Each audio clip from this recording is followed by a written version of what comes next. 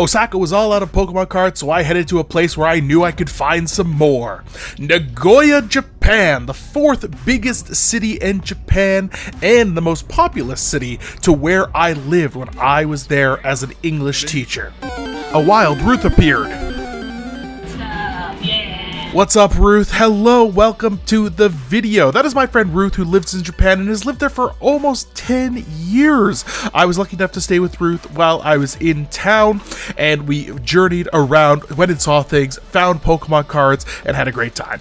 This is the Science Center, downtown Nagoya, where there was some flag waving going on in preparation for some sort of ceremony. I'm not sure exactly what it was. If anybody knows what it is, let me know down in the comments. We made a quick stop at Starbucks before Ruth went off to a prior engagement, so I wandered over to an area where I knew there was Pokemon cards and I knew my friend William was going to be. I found this amazing Yu-Gi-Oh! Convenience store controlled by the Kaiba Corporation. You can see it right there. Hello my Totodile family, welcome back to another episode of Totodile Tales. Today I am back in Nagoya, the town where I would hit up constantly with my friends to come to card shops, and we're doing no different today. I'm meeting up with my friend William. We'll meet him shortly. Today I'm going to be hitting up a whole bunch of different card shops. There's one in this building behind me. There's one across the street, which I don't think that was there before, but I might be incorrect. And then there's a couple more around the block. So let's go check them out, see what we can find in Nagoya. I live in a little town called Ogaki, which is about 35 minutes from Nagoya. So Nagoya was a great central location to meet up with all of my friends after working a full week teaching English to Japanese kids. Alright, another card shop I wasn't allowed to film in, but that one was called Haruya. And it's fantastic. I had to give them my patronage because this was the shop that I bought my Edward Munch Pikachu for 6,000 yen. That's about $60 Canadian back in 2019, which I have since had graded in a PSA 10.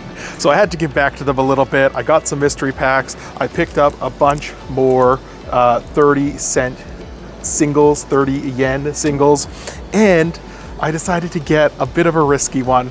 I got a mystery pack, and can you see it there? It's a little bit hard with this lighting.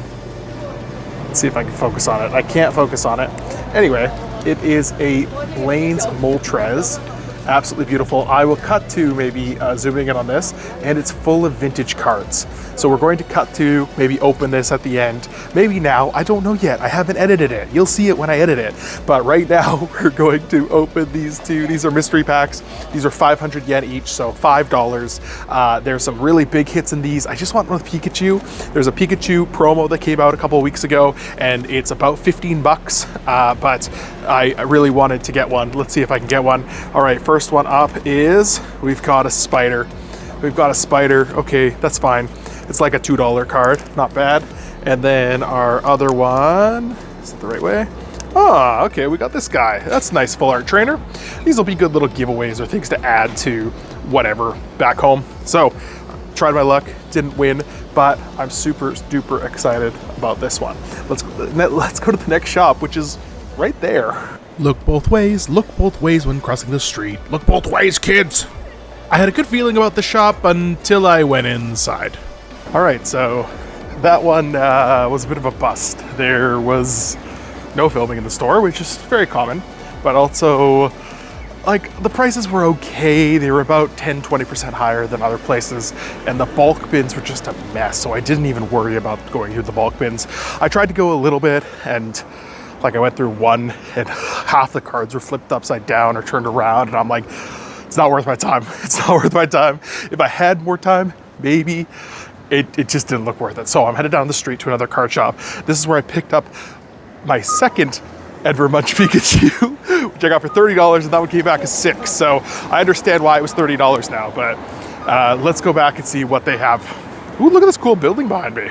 That's awesome. Oh, right, I just remembered. This one's called Trading Game Shop, and they have a store here, and they have a store right across the street. If I remember correctly, this side has Pokemon and that side doesn't, but I'm gonna go check and make sure. Like a lot of shops in Japan, the employees here were very kind, but very nervous to talk to foreigners, which happens a lot in Japan if you're ever going to go. All right, that shop had a decent selection, but none of the cards I was really after. But then I saw this Yokohama 2023 sleeves for 980 yen. That's about 10 bucks.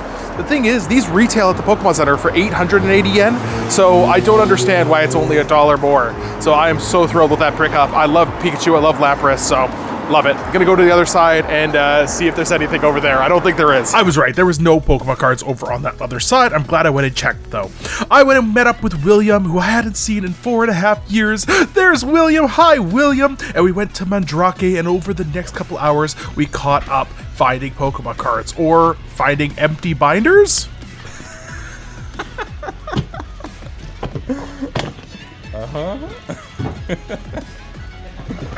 Let's see, we got another empty one? Nah, but it's modern and it's not good modern. Okay, at least there's some things here. Shiny Metamon. Shiny. Yeah. Too high price. Alright, got 3 more binders. Got 3 more. Let's, oh god. That is not Pokemon. Those Pokemon? Actually, that's not Pokemon either. That is empty. Diamond from around. Come on. Ah, the junk! Oh my god. Those empty binders in Mandrake were hilarious. So we went to a couple other card shops that we knew in the area, and a lot of the prices weren't great. Another band card. Oh, another one. Those band cards were way more expensive than they should have been. So we got out of there and we went to Sushiro. Sushiro is one of my other favorite chain restaurants in Japan.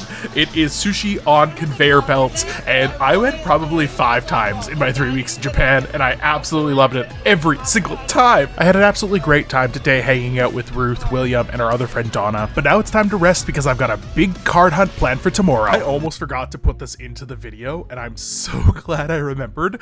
This is one of the best mystery packs I have ever opened. It is absolutely phenomenal. So we get the Articuno. This was a promo card that came out when one of the airlines did a promo with Pokemon. And then they get the Blaine's Moltres. The Blaine's Moltres is in okay condition. They have it rated as a D. There's definitely some scratching, but it has a wonderful swirl on it. And I'm working on collecting these vintage Japanese sets. So this is going to be included with my vintage Japanese sets. So I'm so thrilled. Again, this was from the shop that I bought the Edward Munch Pikachu from. So I'm happy to buy more. So these first few are just like 2005, 2008, and then all of a sudden, more holos. These are Diamond Pearl era holos, and it's not just one, it's not just 2, it's a whole bunch. You're about to see how crazy this mystery pack is. Now, I expected there to be some other vintage cards in this, but I didn't expect there to be things like VS cards or holos from like Diamond Pearl era. Look at this Raichu, Probopass, Zoroark. These are phenomenal cards. Now, when you get these mystery packs, these cards aren't going to be in perfect condition. They all have different things on them. They all have different marks, but for repackaging, like I make mystery packs and send them out to other YouTubers to open up, and it's something I want to keep doing. These are perfect to include. Look at this incredible card. All of them. I am beyond words right now. Just watching this again, I am so thrilled with this mystery pack, and I'm so glad to have picked this up. They even included vending series cards in here. Now, I did pick up that vending series card when I was in Japan, so I didn't need it, but the holos don't stop. I want to give a huge shout out to this place. This was incredible. This was absolutely incredible. This was in Nagoya. If you want to know the exact location, let me know down in the comments. But for now, thank you so much for watching. Have yourself an absolutely wonderful day, and let's take a look at what we're doing tomorrow. What are our plans for today? We're gonna go to lots of book offs. Book off. Ruth has found a Pokemon card claw machine. Heck yeah. Another one. This book off has chairs you should go sit in. Another one.